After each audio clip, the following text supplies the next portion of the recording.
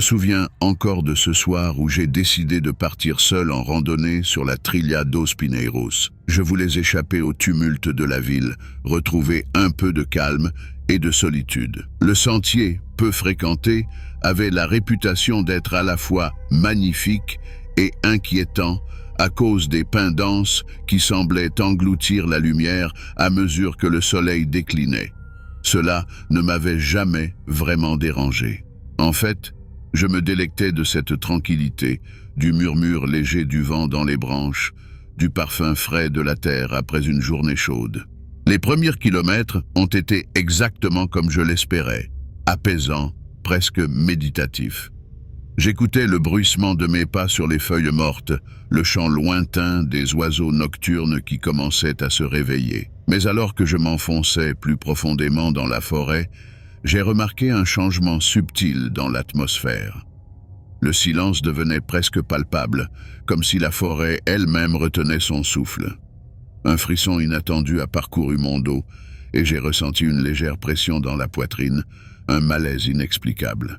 Je me suis arrêté un instant pour reprendre mes esprits, balayant du regard les arbres qui m'entouraient.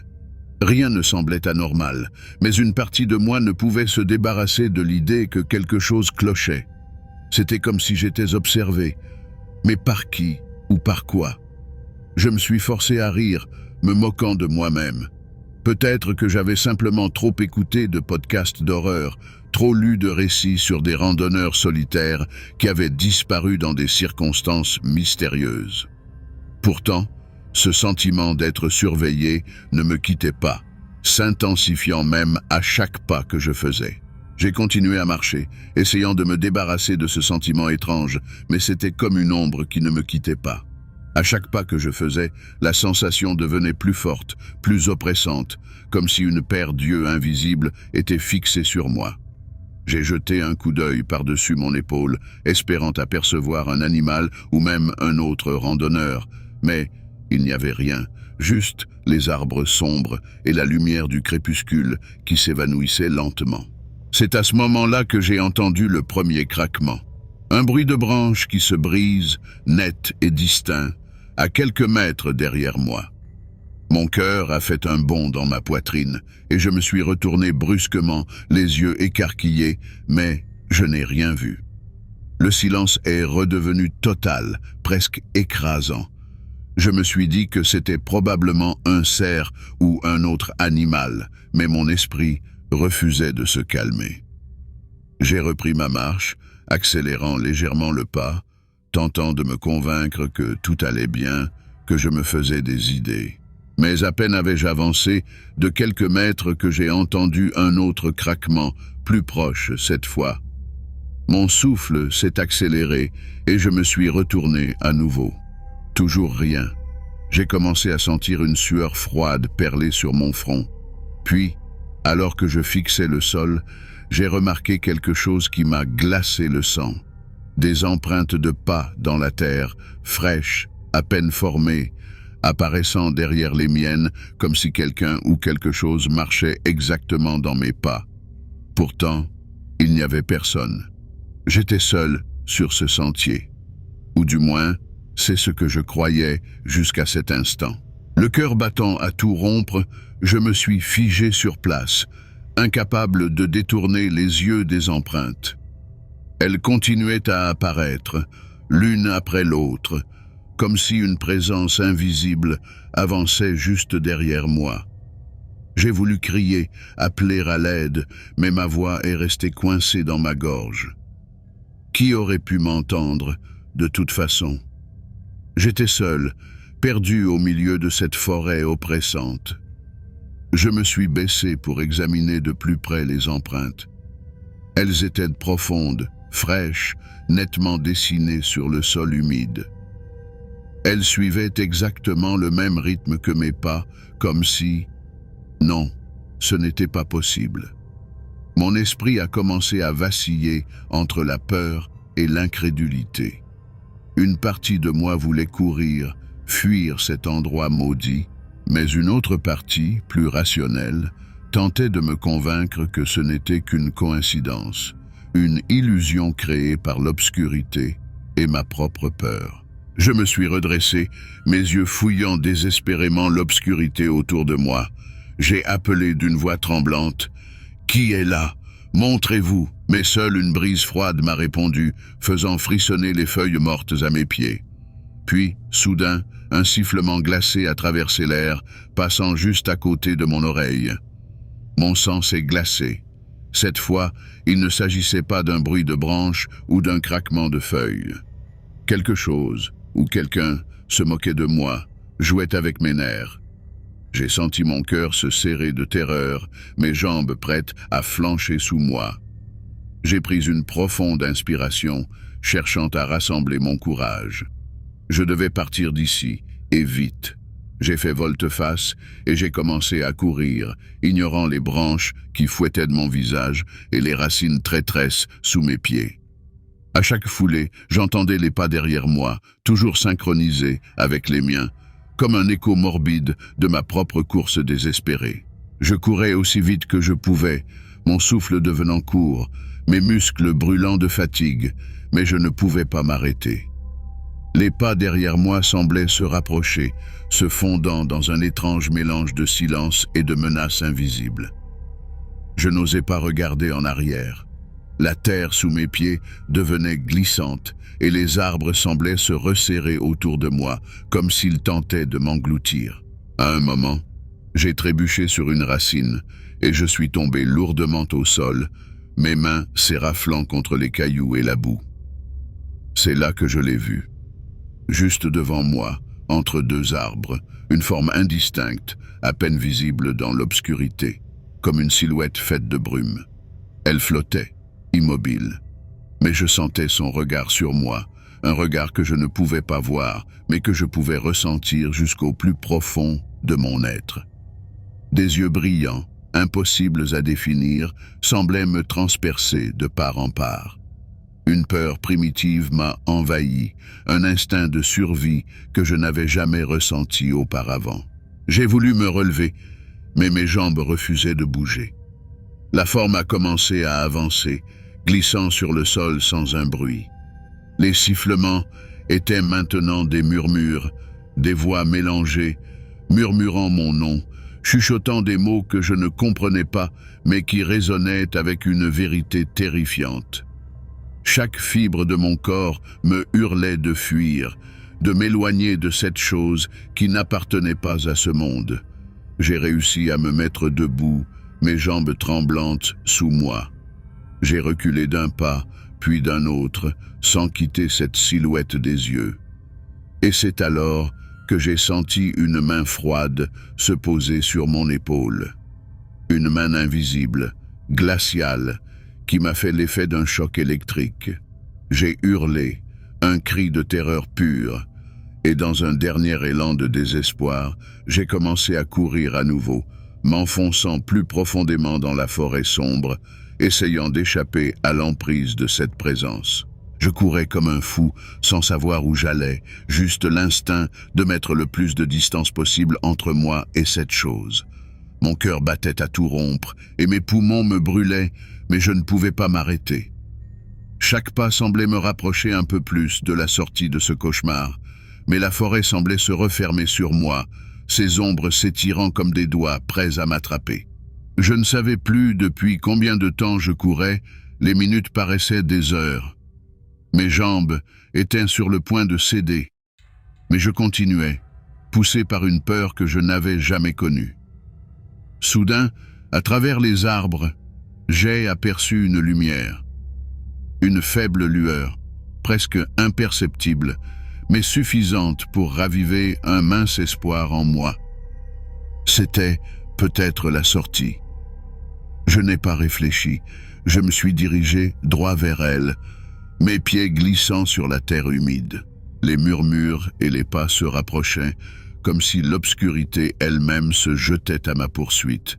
J'ai poussé mon corps à l'extrême, ignorant la douleur, l'épuisement. Enfin, j'ai atteint la lumière, franchissant la limite des arbres d'un bond. Je me suis effondré au sol, respirant l'air libre à plein poumon, le cœur battant encore frénétiquement. En me retournant, j'ai vu les ombres s'éloigner, se fondre dans les ténèbres de la forêt. Elles semblaient hésiter à franchir la lisière, comme si quelque chose les retenait. Je suis resté là, immobile, regardant ces silhouettes disparaître lentement jusqu'à ce qu'il ne reste plus rien que la noirceur silencieuse des pins. J'étais hors de danger, mais je savais que je ne serais jamais vraiment libre. Cette forêt avait pris quelque chose de moi, quelque chose que je ne récupérerai jamais. Une part de mon âme, laissée derrière dans l'obscurité. Je ne suis jamais retourné sur la Trilha do Pinheiro, et je ne m'aventure plus jamais seul dans les bois. Mais parfois, dans mes rêves, je me retrouve à nouveau sur ce sentier et je sens cette présence derrière moi. Elle me suit toujours, tapie dans l'ombre, attendant que je baisse ma garde. Avant de plonger dans la prochaine histoire, si tu apprécies ce que tu écoutes, n'oublie pas de laisser un like et de t'abonner à la chaîne. Cela nous aide à te proposer plus d'histoires effrayantes. Et n'oublie pas de regarder jusqu'à la fin, car le meilleur est à venir. Nous avions tous décidé de partir pour une aventure ce week-end. La montagne isolée et sa fameuse Trilha Remota nous attiraient par leur mystère. C'était une belle journée ensoleillée, et l'air frais des hauteurs donnait un sentiment de liberté que nous n'avions pas ressenti depuis longtemps. Il y avait moi, Thomas, Julien et Clara. On avait déjà fait plusieurs randonnées ensemble, mais celle-ci avait quelque chose de spécial. Peut-être était-ce l'idée de découvrir un endroit moins fréquenté, loin des sentiers battus, ou peut-être simplement l'envie de s'évader du quotidien. Le début du chemin était dégagé, facile à suivre, entouré de pins majestueux qui se dressaient fièrement. Nous avons marché pendant des heures, discutant et riant, nous moquant des histoires locales sur une prétendue malédiction. Juste des contes pour effrayer les touristes, a dit Clara avec un sourire amusé. On se sentait invincible, comme si rien ne pouvait nous atteindre. Le soleil était haut dans le ciel, baignant la forêt d'une lumière dorée. Mais plus nous avancions, plus le sentier semblait se rétrécir, se faisant plus étroit, plus sinueux. La végétation devenait plus dense, les arbres plus proches les uns des autres. L'ambiance changeait subtilement. Les rires se faisaient moins fréquents et une certaine tension s'installait entre nous. Quelque chose n'allait pas. J'ai d'abord essayé de l'ignorer, me disant que ce n'était que mon imagination. Mais au fond de moi, je savais que ce sentiment n'était pas normal. C'est alors que Julien s'est arrêté net. « Attendez, on n'est pas déjà passé par ici ?» demanda-t-il, son visage soudain sérieux. Nous nous sommes tous regardés, perplexes. En effet, la roche à côté du sentier semblait familière, trop familière. Nous avons essayé de le rationaliser, de nous convaincre que toutes les pierres se ressemblent, mais quelque chose clochait. L'idée que nous puissions être perdus commençait à s'insinuer dans nos esprits, mais personne n'osait encore y croire. Nous avons continué à marcher, essayant de chasser cette étrange sensation de déjà-vu, mais le malaise grandissait en moi. Chaque pas que je faisais semblait m'éloigner un peu plus de la réalité. Après un moment, Clara a proposé de faire une pause pour vérifier notre position. Nous avons sorti la carte et la boussole, mais tout semblait en ordre. La boussole pointait vers le nord, et selon la carte, nous devrions être sur le bon chemin. Pourtant, une pensée obsédante s'emparait de moi. Si nous étions sur la bonne voie, pourquoi tout me paraissait-il si étrangement familier? Julien a suggéré de prendre un autre sentier pour éviter de tourner en rond, alors nous avons bifurqué à la prochaine fourche. Mais à mesure que nous avancions, une sensation de panique commençait à m'envahir. Chaque arbre, chaque rocher semblait être exactement au même endroit que ceux que nous avions vus auparavant. Et le pire, c'était ce soleil. Il restait figé dans le ciel, refusant de se coucher, comme s'il se moquait de nous. J'ai regardé ma montre. Les aiguilles tournaient normalement, mais le temps semblait ne pas avancer. Clara a finalement brisé le silence. Ça n'a aucun sens. Comment est-ce possible? Sa voix trahissait une pointe de panique. Personne ne savait quoi répondre. Nous étions tous trop occupés à scruter les environs, cherchant désespérément un signe, quelque chose qui prouverait que nous ne devenions pas fous. J'ai essayé de rester calme, de penser logiquement. Peut-être que la fatigue nous jouait des tours. Peut-être que l'altitude affectait notre jugement. Mais une partie de moi savait que c'était autre chose, quelque chose de plus sombre. Nous avons continué à avancer, nos pas résonnant dans le silence de la forêt. Mais bientôt, nous sommes retombés sur cette même roche marquée, celle que Julien avait signalée plus tôt. C'était impossible. J'ai senti un frisson glacé parcourir mon dos. Ce n'est pas possible. On a fait une boucle complète, murmurai-je, plus pour moi-même que pour les autres. Et c'est là que j'ai vu les regards. Clara, Julien, Thomas. Tous avaient la même expression, une peur muette, mêlée d'incompréhension. Nous étions pris au piège dans cette boucle infernale, et le temps semblait ne plus avoir de sens ici. La panique a commencé à s'emparer de nous. Nous avons essayé de sortir de la boucle en utilisant différentes stratégies, mais chaque fois, nous revenions au même point. Nous avons essayé de tracer notre chemin avec des marques sur les arbres, mais ces marques semblaient disparaître ou se déplacer. La forêt semblait se jouer de nous, les arbres se déplaçant subtilement comme des ombres vivantes, modifiant le paysage chaque fois que nous détournions les yeux. La tension était palpable. Nous ne savions plus combien de temps nous avions passé dans ce cauchemar sans fin, mais la fatigue et la frustration commençaient à se faire sentir. L'air devenait de plus en plus lourd, et chaque bruit de branches craquant ou de feuilles bruissant nous faisait sursauter.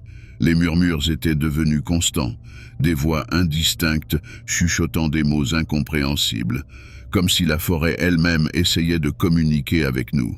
À un moment, j'ai vu quelque chose qui m'a glacé le sang. Au détour d'un virage, j'ai aperçu une silhouette floue entre les arbres, une figure sombre qui semblait nous observer. Je n'ai pas eu le temps de réagir que la silhouette s'est estompée, comme un mirage. Mais l'angoisse était maintenant palpable, et je pouvais sentir les regards des autres peser sur moi. Thomas a commencé à murmurer des prières, ses mains tremblantes tenant une vieille boussole qui, à ce moment-là, semblait complètement inutile. Nous avons essayé de rester groupés, mais la peur a commencé à diviser notre groupe. Clara a suggéré que nous essayions de repartir en arrière, espérant trouver une issue en suivant nos propres traces.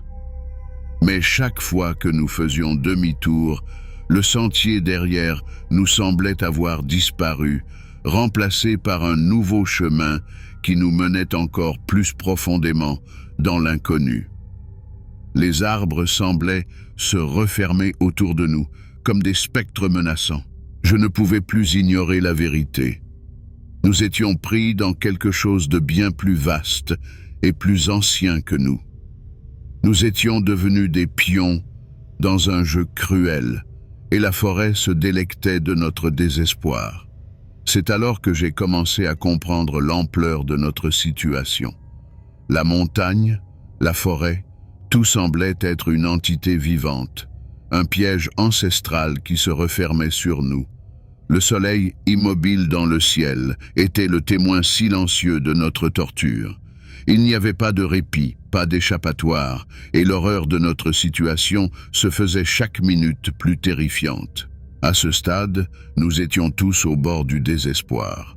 L'épuisement et la peur nous avaient consumés, et notre seul espoir était de comprendre ce qui se passait.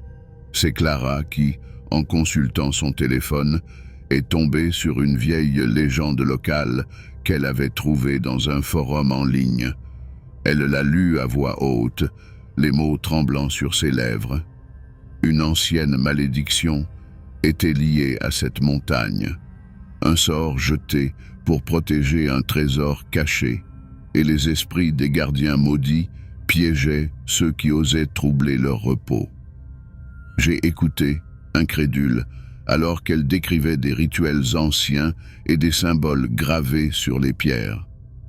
Il était dit que la montagne était une entité vivante, une sorte de piège dimensionnel qui se nourrissait de l'angoisse de ceux qui y entraient. Nous étions pris dans un cycle sans fin, un labyrinthe infini où les arbres et le sol se déplaçaient pour nous confondre. Tout à coup, une apparition étrange est apparue entre les arbres. C'était comme une ombre déformée, un visage indistinct flottant dans la brume. J'ai tenté de m'approcher pour mieux voir, mais la silhouette s'est évanouie dès que je me suis approché. Thomas a hurlé en voyant une autre apparition. Un visage pâle, hurlant silencieusement, les yeux vides d'un désespoir éternel. Le groupe est devenu de plus en plus agité. Nous avons commencé à voir des signes étranges, des symboles gravés dans les arbres et des messages mystérieux formés par des branches et des pierres. Les murmures étaient devenus plus clairs et nous pouvions presque comprendre les mots. Révélez le secret. Offrez un sacrifice. Libérez-vous. Clara a décidé d'essayer un rituel que la légende décrivait comme un moyen de briser la malédiction. Nous avons trouvé une pierre centrale, marquée de symboles anciens, et avons disposé des objets personnels en forme d'offrande autour d'elle. Nous avons tenté de suivre les instructions, récitant les incantations à voix haute, mais chaque mot semblait s'évanouir dans l'air comme un écho sans réponse. La forêt réagissait à notre tentative. Les arbres semblaient se plier, les ombres dansaient autour de nous, et une pression invisible nous écrasait. Les murmures se sont intensifiés, devenant un chœur d'incompréhension et de terreur. Les figures fantomatiques que nous avions vues plus tôt semblaient se rapprocher, attirées par notre activité. Nous étions en train de jouer avec des forces que nous ne comprenions pas et la montagne se moquait de nos efforts. À ce moment-là, j'ai eu une révélation glaciale. Peut-être que le secret n'était pas seulement dans le rituel, mais aussi dans la manière dont nous devions affronter notre propre peur, notre propre culpabilité, pour espérer échapper à ce piège. Mais avant que je puisse partager cette pensée, la réalité elle-même semblait se déchirer autour de nous, et le vrai cauchemar était loin d'être terminé. L'atmosphère était devenue presque insupportable. La terreur se lisait sur tous les visages, et la tension montait à mesure que la nuit tombait. Nous avons compris que nous devions agir vite.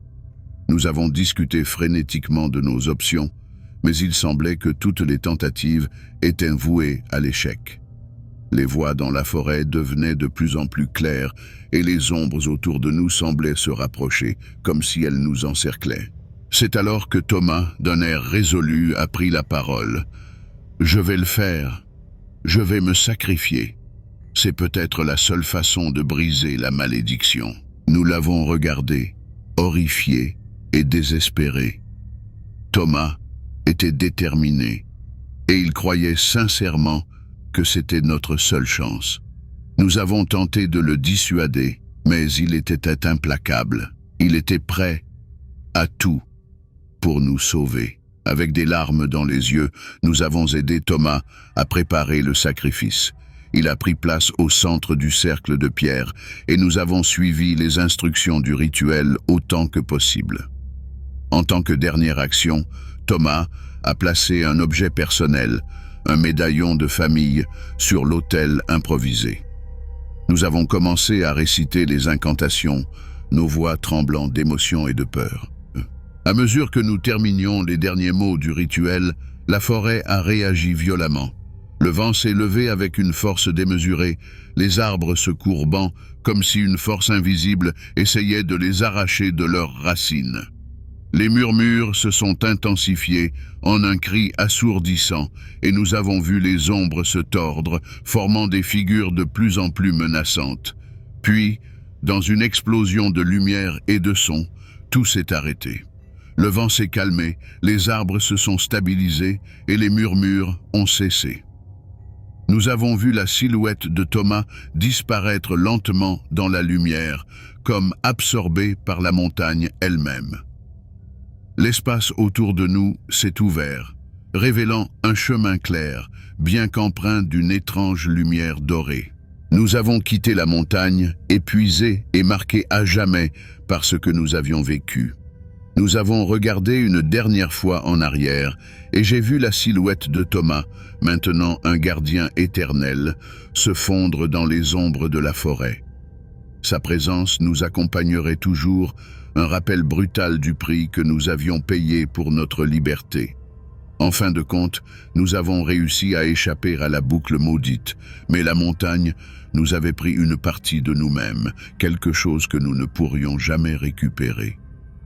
Chaque fois que je ferme les yeux, je revois ce visage, cette lumière et ce chemin qui se refermait derrière nous.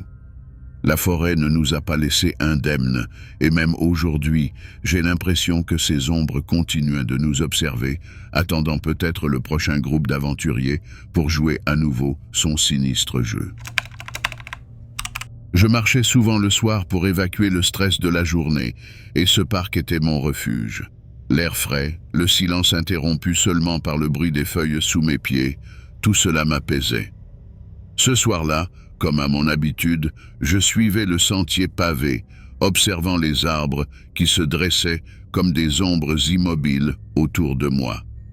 Il n'y avait personne, juste moi et mes pensées. J'aimais cette solitude, elle me donnait un sentiment de liberté. Alors que je marchais, je laissais mon esprit vagabonder, me perdant dans mes réflexions. Le parc, bien que sombre, était étrangement rassurant. Les lampadaires émettaient une lumière douce, dessinant des cercles pâles sur le sol. C'était mon moment de paix, loin du tumulte quotidien, où je pouvais enfin respirer. Mais ce soir-là, quelque chose d'indéfinissable flottait dans l'air. Une sensation légère mais persistante de ne pas être seul. Je secouais la tête, tentant de chasser cette impression. Après tout, ce n'était qu'un parc, rien de plus. Pourtant, une partie de moi ne pouvait s'empêcher de ressentir une légère inquiétude, comme si quelque chose m'observait, tapi dans l'ombre. Alors que je continuais à marcher, j'ai soudain entendu quelque chose qui m'a fait frissonner. Des pas, derrière moi, parfaitement synchronisés avec les miens. Au début, j'ai pensé que c'était une simple coïncidence, peut-être quelqu'un qui se promenait aussi. Mais il y avait quelque chose d'étrange dans ces pas, quelque chose de trop précis. J'ai ralenti, mes pas devenant presque imperceptibles, et les bruits derrière moi ont fait de même. Mon cœur a commencé à battre plus fort, et une sueur froide a parcouru ma nuque. Je me suis arrêté net, essayant d'écouter attentivement. Les pas se sont arrêtés aussi, comme si la personne, ou quoi que ce soit, attendait tout près. Je me suis retourné lentement, mes yeux scrutant la pénombre, mais il n'y avait personne, juste les arbres, les bancs vides et le silence oppressant de la nuit. Je me dis que mon esprit devait me jouer des tours, que j'étais simplement paranoïaque. Pourtant, cette sensation d'être observé ne me quittait pas. L'inquiétude s'installait doucement, mais sûrement, et chaque ombre semblait soudain beaucoup plus menaçante. Je sentais mon cœur s'accélérer, et l'envie de quitter le parc grandissait en moi. J'ai repris ma marche, cette fois-ci plus vite, presque sans réfléchir. Mais à chaque pas que je faisais, les bruits de pas derrière moi se faisaient entendre, eux aussi plus rapides. C'était comme si quelqu'un ou quelque chose me suivait, calquant ses mouvements sur les miens. Mon souffle devenait plus court, et mes mains tremblaient légèrement. L'angoisse montait en moi. Je savais que je devais partir, m'éloigner de ce parc et de cette présence invisible. Alors, j'ai commencé à courir. Mes pieds frappaient le sol avec force, et les pas derrière moi se sont mis à résonner encore plus fort, plus proche. C'était comme une course contre quelque chose que je ne pouvais pas voir, mais que je sentais terriblement présent. J'ai crié pour demander de l'aide, mais ma voix s'est perdue dans la nuit. Le parc était désert, Personne ne pouvait m'entendre. Mon désespoir grandissait à chaque instant, et je pouvais sentir la panique s'emparer de moi. Chaque recoin du parc, chaque arbre semblait se refermer sur moi. Je ne savais pas où aller, mais une chose était claire. Je devais fuir, coûte que coûte. Alors que je courais, mes pieds glissant sur le sol inégal, j'ai senti mon corps céder sous la panique. Je suis tombé violemment au sol, la douleur irradiant dans mes genoux et mes paumes. Dans ma chute, j'ai perdu de précieuses secondes et une terreur glaciale m'a envahi.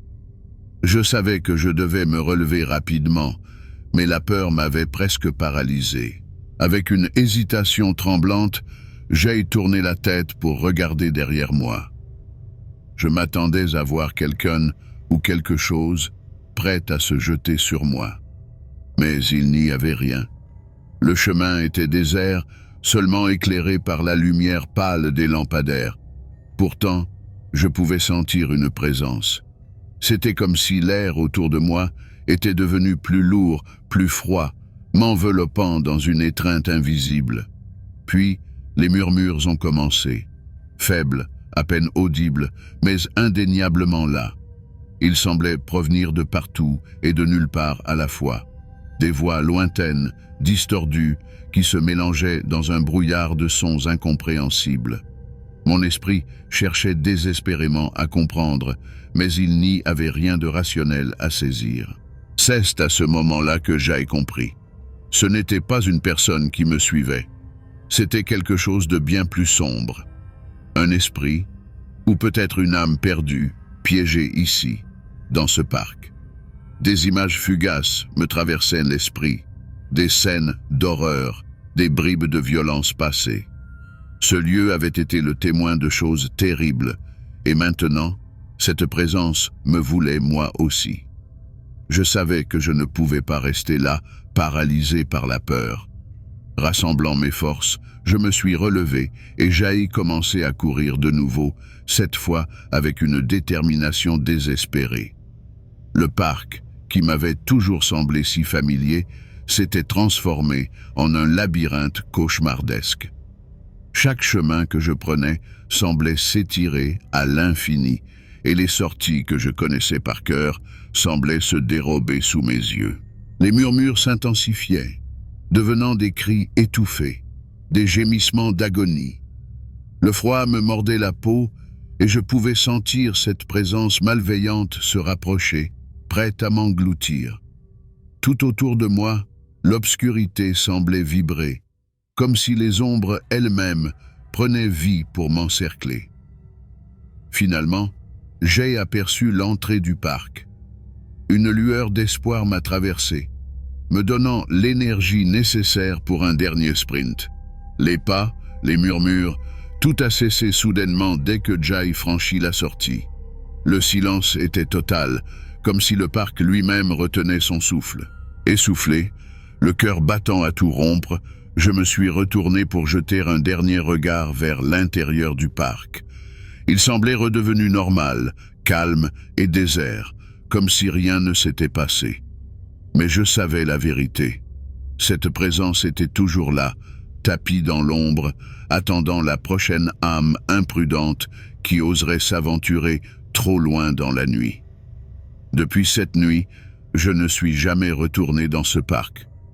Mais les souvenirs me hantent chaque soir et parfois, dans le silence de ma maison, j'entends encore ses pas, juste derrière moi. C'était une de ces nuits où l'air était lourd, presque oppressant, et la nébuleuse épaisse couvrait tout autour de moi. Je ne sais pas pourquoi j'avais choisi de marcher sur cette vieille trillia, isolée au milieu de la forêt, mais quelque chose en moi cherchait un moment de calme, loin de tout. Le silence qui m'entourait était absolu, seulement interrompu par le bruit de mes pas sur les feuilles mortes. La brume se refermait sur moi, réduisant ma vision à quelques mètres. Les arbres, habituellement si familiers, prenaient des formes étranges, presque menaçantes. Je devais admettre que l'atmosphère était un peu inquiétante, mais j'avais fait cette balade des dizaines de fois. Je connaissais le chemin par cœur, chaque tournant, chaque racine proéminente. Pourtant, ce soir-là, il y avait quelque chose de différent, une sensation indéfinissable, une présence silencieuse qui flottait dans l'air. J'essayais de me convaincre que c'était juste mon imagination, que la solitude et la nébuleuse jouaient des tours à mon esprit. Mais cette impression persistante de ne pas être seul ne me quittait pas. Alors que je continuais à marcher, quelque chose attira mon attention à travers la brume épaisse. Au loin, j'ai aperçu une lumière qui clignotait faiblement, presque imperceptible dans cette mer de brouillard. Au début, j'ai pensé que c'était peut-être un autre randonneur, quelqu'un d'aussi insouciant que moi pour s'aventurer dans la forêt par une nuit pareille. Mais cette lumière avait quelque chose de différent. Elle ne semblait pas se déplacer comme on aurait pu s'y attendre. Elle restait immobile, clignotant à intervalles irréguliers, comme un phare étrange dans l'obscurité. Mon instinct me disait de continuer ma route, d'ignorer cette lumière et de ne pas dévier de mon chemin. Mais la curiosité a fini par prendre le dessus. Je me suis dit que je ne pouvais pas simplement passer à côté sans savoir de quoi il s'agissait.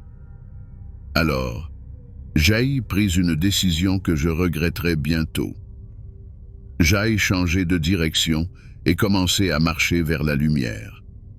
À chaque pas, la brume semblait s'épaissir et la lumière se faisait un peu plus claire.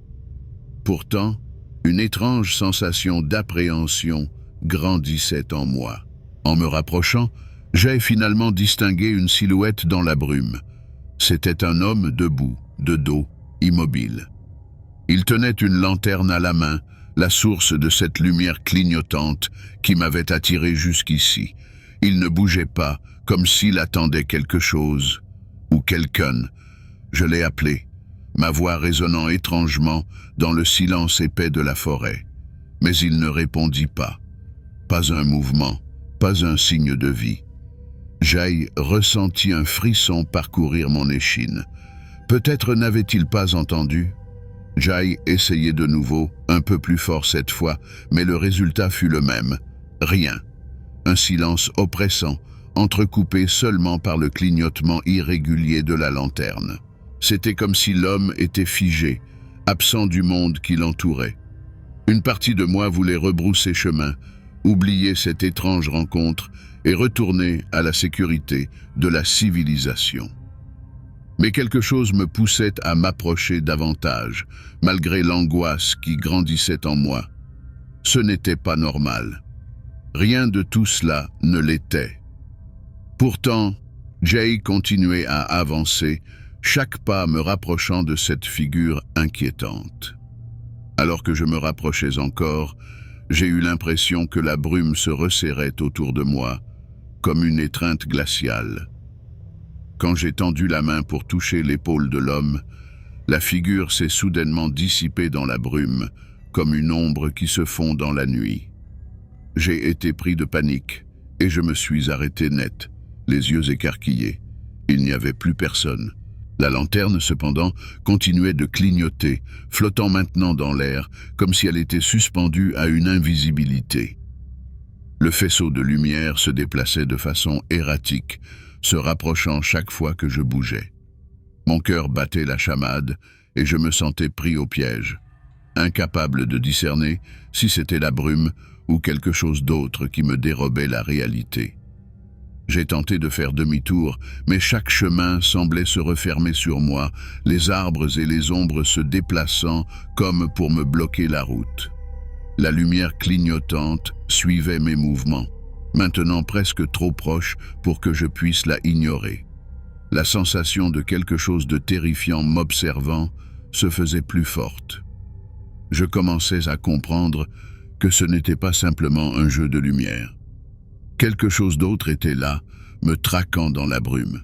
En réalisant que je ne pouvais plus ignorer la lumière et que je ne pouvais pas échapper à ce sentiment croissant de danger, j'ai accéléré le pas, cherchant désespérément une sortie. Chaque pas que je faisais semblait exacerber la lumière clignotante qui se rapprochait de plus en plus.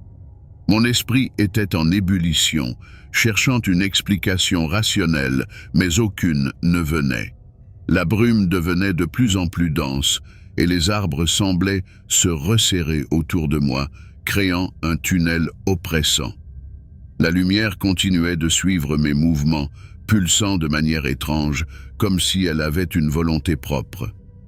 Je me suis rendu compte que je n'étais pas simplement poursuivi par une lanterne errante, mais que quelque chose de beaucoup plus sinistre m'attirait dans cette forêt. Paniqué, j'ai couru à travers la brume, les branches fouettant mon visage et les racines menaçantes faisant trébucher mes pas. La lumière se rapprochait toujours, un clignotement incessant qui m'empêchait de voir où j'allais. J'ai entendu des bruits, des chuchotements incompréhensibles qui semblaient provenir de toutes les directions, se mêlant au battement de mon cœur. Finalement, épuisé et désespéré, j'ai découvert une ouverture dans la brume, une zone plus claire où je pouvais enfin voir. En sortant de la forêt, je me suis retourné pour voir la lumière disparaître lentement dans la nébuleuse. J'étais libre, mais je savais que ce n'était pas terminé. Ce qui m'avait attiré là-bas était encore présent quelque part dans cette brume dense et inexplorée. Je n'étais pas sûr de vouloir jamais revenir à cette forêt, mais je savais que ce que j'avais expérimenté cette nuit-là me hanterait pour toujours. Je me souviens de cette journée comme si c'était hier. J'avais besoin de m'évader, de me retrouver seul avec mes pensées. La forêt, avec son calme et sa sérénité, semblait être l'endroit parfait pour cela. J'ai enfilé mes chaussures de marche, pris mon sac à dos et je me suis aventuré sur une petite piste que je connaissais à peine.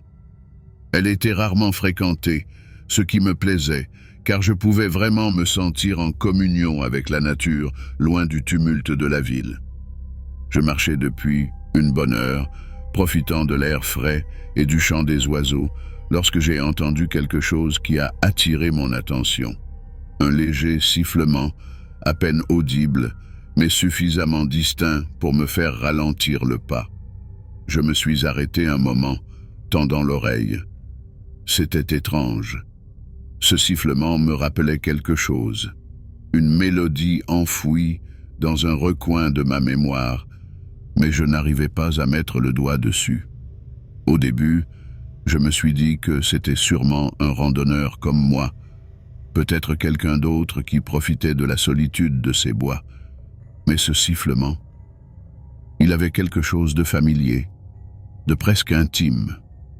Un frisson m'a parcouru l'échine, mais j'ai balayé cette sensation d'un revers de main. C'était juste une balade, après tout, rien d'inquiétant. Je me suis mis en tête de suivre ce son, sans vraiment réfléchir. C'était comme si la mélodie me guidait, m'attirait vers une direction que je n'avais pas prévue. Petit à petit, je m'éloignais du sentier balisé, m'enfonçant de plus en plus dans la forêt dense. Les arbres devenaient plus serrés, l'air plus lourd. Mais le sifflement, lui, restait constant, comme une douce berceuse. J'étais maintenant bien loin du sentier, mais quelque chose me poussait à continuer. Le sifflement, ce son étrange et envoûtant, devenait de plus en plus distinct, comme s'il cherchait à me guider vers une destination précise. Chaque pas que je faisais me semblait à la fois naturel et forcé, comme si je n'avais plus vraiment le contrôle de mes mouvements. Mon cœur battait plus vite, mais ce n'était pas à cause de l'effort physique. Non, c'était une peur sourde, presque instinctive, qui montait en moi. Les arbres autour de moi se refermaient, créant une sorte de tunnel sombre. La lumière du jour, bien qu'encore présente, paraissait s'estomper, absorbée par les feuillages denses au-dessus de ma tête. Le silence qui régnait était presque assourdissant, interrompu seulement par ce sifflement qui continuait inlassablement. Plus j'avançais, plus la mélodie devenait claire, presque palpable, comme si elle flottait dans l'air autour de moi. Je commençais à perdre la notion du temps. Combien de temps avais-je marché depuis que j'avais quitté la piste? Je n'aurais su le dire. Tout ce que je savais, qu'est-ce que je ne pouvais plus revenir en arrière. J'avais cette impression désagréable que même si je faisais demi-tour, je ne retrouverais jamais le chemin d'où j'étais venu. Soudain, le sifflement changea de ton. Il devint plus net, plus pressant, comme une invitation que je ne pouvais refuser. Et c'est à ce moment-là que je la vis. Une vieille cabane, à moitié dissimulée par les arbres, se dressait devant moi. Elle semblait hors du temps, oubliée, comme si personne ne l'avait vue depuis des années. Mais pour une raison que je ne pouvais expliquer, je savais que c'était là que le sifflement me conduisait. Et malgré la peur qui serrait ma poitrine, je m'approchais. Je m'approchais de la cabane avec une hésitation grandissante. De près, elle semblait encore plus délabrée, comme si elle allait s'effondrer à tout moment. Les planches de bois étaient pourries par le temps, et la végétation avait commencé à prendre le dessus, s'enroulant autour des murs et des fenêtres. Pourtant, une force invisible me poussait à entrer, comme si le sifflement, maintenant plus intense, m'appelait directement à l'intérieur. J'ouvris la porte lentement, et elle grinça, un bruit perçant dans le silence oppressant de la forêt. L'intérieur de la cabane était plongé dans la pénombre, mais je pouvais distinguer quelques formes grâce à la lumière tamisée qui filtrait à travers les fissures des murs. Une odeur de moisie et de poussière m'envahit les narines, me rappelant que cet endroit n'avait pas été habité depuis longtemps. C'est alors que je les vis. Des photos, des dizaines, peut-être des centaines, accrochées au mur ou éparpillées sur le sol. Je m'approchais, la gorge nouée.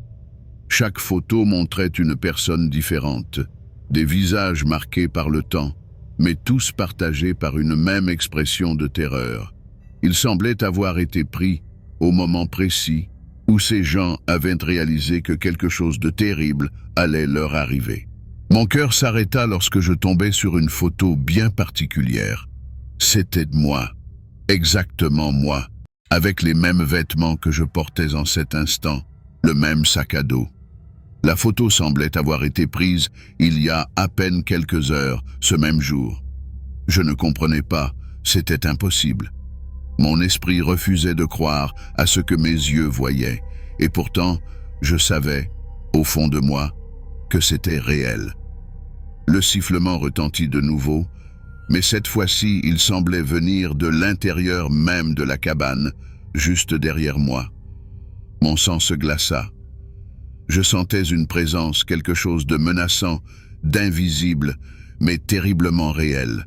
Je n'osais pas me retourner, mais je savais que je n'étais plus seul dans cette cabane.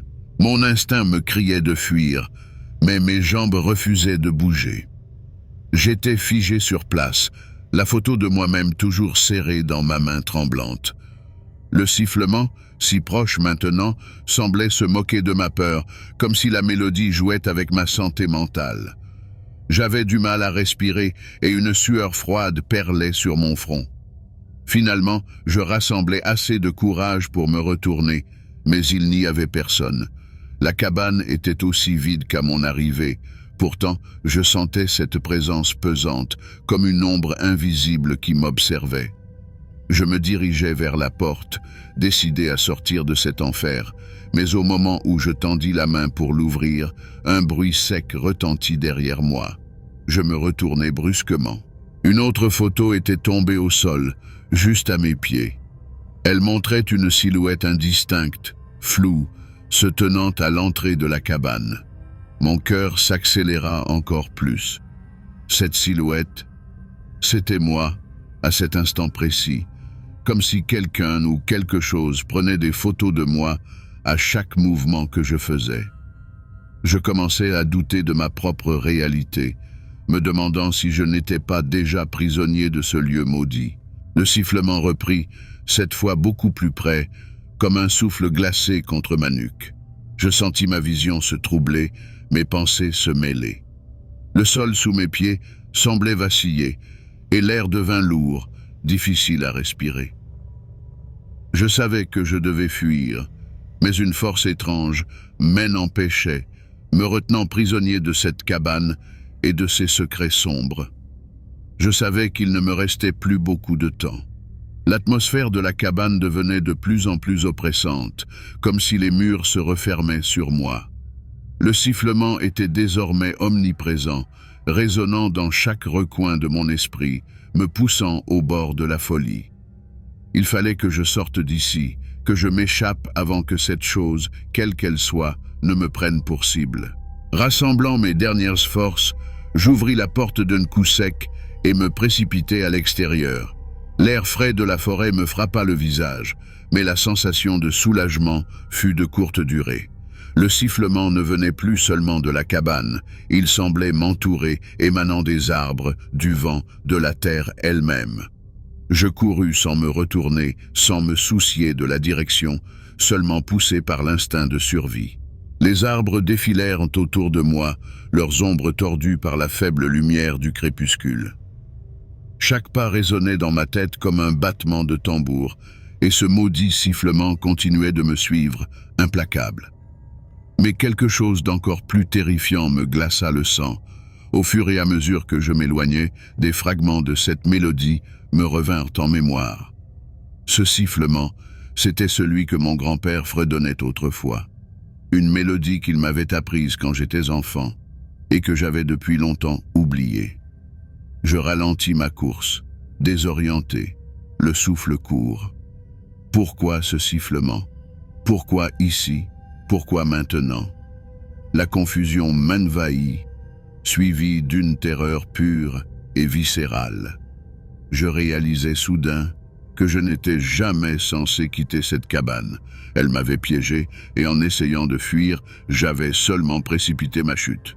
Le sifflement était à présent tout autour de moi et quand je levai les yeux, je vis des silhouettes indistinctes entre les arbres. Des ombres silencieuses qui semblaient m'attendre. J'étais entouré. Je ne pouvais plus fuir. La forêt elle-même était devenue un piège, un labyrinthe sans issue. Et alors que je sentais la présence glaciale se rapprocher, je compris que j'étais devenu la prochaine photo de cette collection maudite, un autre visage perdu dans l'oubli, condamné à errer ici pour l'éternité. Je m'appelle Claire, j'ai 33 ans, et depuis des années, les randonnées en forêt sont mon refuge. Cesse mon moment de paix, loin du tumulte de la ville, où je peux me reconnecter avec moi-même.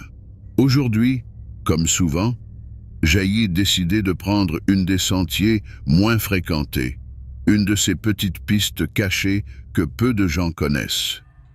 La forêt était dense, presque étouffante, mais c'était exactement ce que j'aimais. Le murmure des feuilles au-dessus de moi, le craquement des branches sous mes pas, tout semblait si apaisant.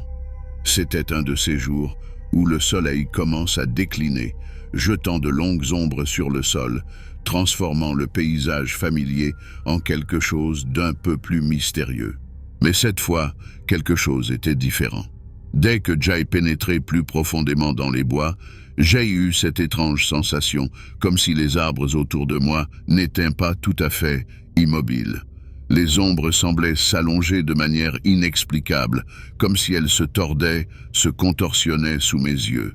J'ai secoué la tête, me disant que c'était juste mon imagination, une illusion causée par la lumière du soir. Pourtant, une petite voix dans ma tête ne cessait de me dire que quelque chose n'allait pas. Je continuais à marcher, essayant de chasser cette étrange impression de mon esprit. Mais plus j'avançais, plus cette sensation devenait oppressante. Les ombres autour de moi semblaient vivantes. Elles ne se contentaient pas de suivre le mouvement du soleil, non. Elles semblaient se mouvoir de leur propre gré, glissant lentement sur le sol, s'étirant, se contractant, comme si elles cherchaient à atteindre quelque chose. J'ai ralenti le pas, mes yeux fixés sur ces formes noires qui dansaient autour de moi. Mon cœur battait plus fort dans ma poitrine.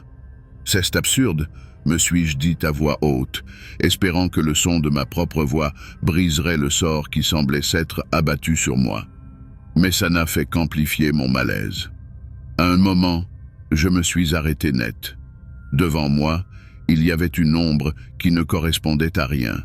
Pas d'arbre, pas de rocher, pas de branche. Rien.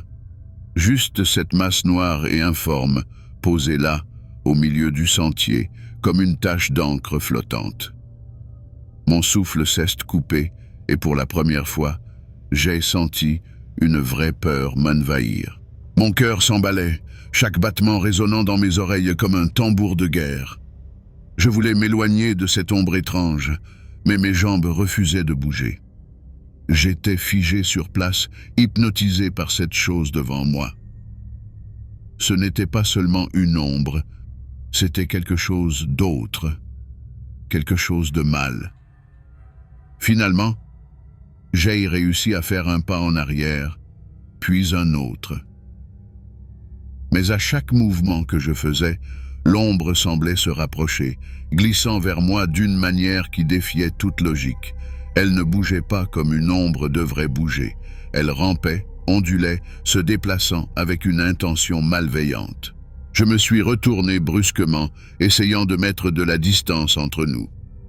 Mais alors que je marchais de plus en plus vite, je pouvais sentir, presque physiquement, cette présence noire derrière moi, me suivant, traquant chacun de mes mouvements.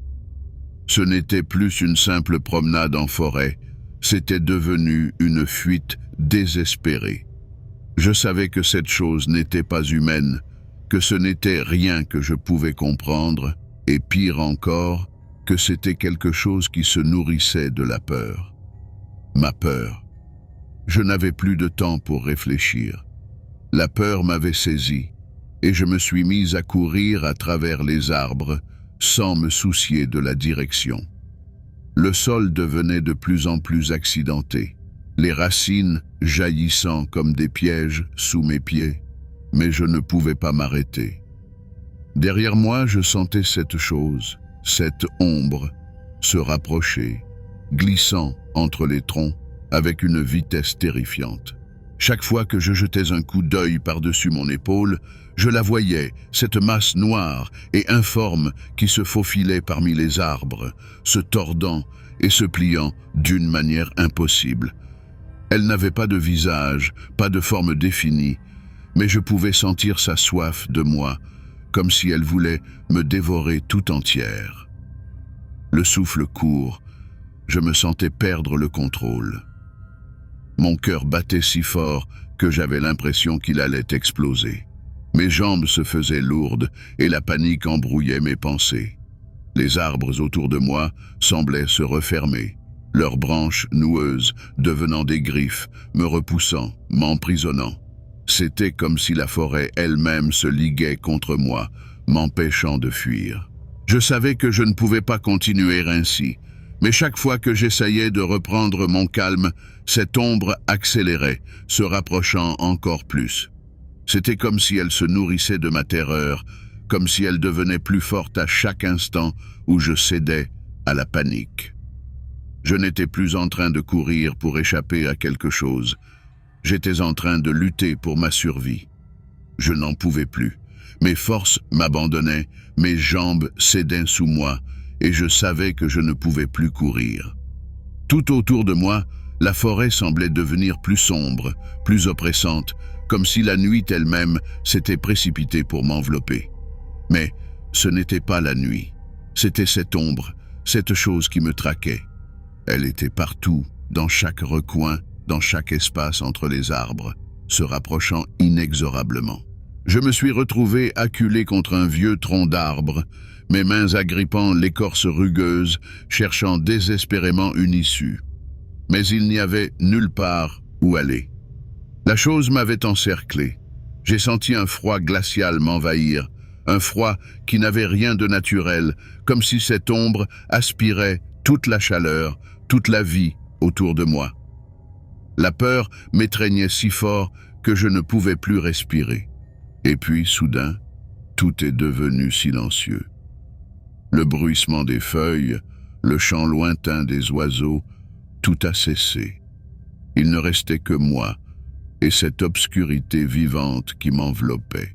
Dans un dernier geste de désespoir, j'ai fermé les yeux, espérant contre toute logique que si je ne la voyais pas, elle me laisserait partir. Mais au lieu de ça, j'ai senti une présence, une pression, comme si quelque chose de froid et d'immatériel passait à travers moi, me vidant de toute énergie. C'était comme si ma peur, mon essence même, était aspirée dans cette ombre. Et puis, tout s'est éteint. Je n'étais plus rien, juste une conscience flottante dans le néant, sans corps, sans voix, engloutie par l'obscurité. La forêt, redevenue silencieuse, se refermait sur moi et le monde continuait, ignorant ce qui s'était passé ici, comme si rien ne s'était jamais produit. Si tu es arrivé jusqu'ici et que tu n'es pas encore abonné à la chaîne, abonne-toi maintenant pour ne rater aucune de nos histoires à faire frémir. Et si tu as aimé celle-ci, n'oublie pas de laisser un like. Profite aussi pour regarder cette autre histoire qui va te couper le souffle.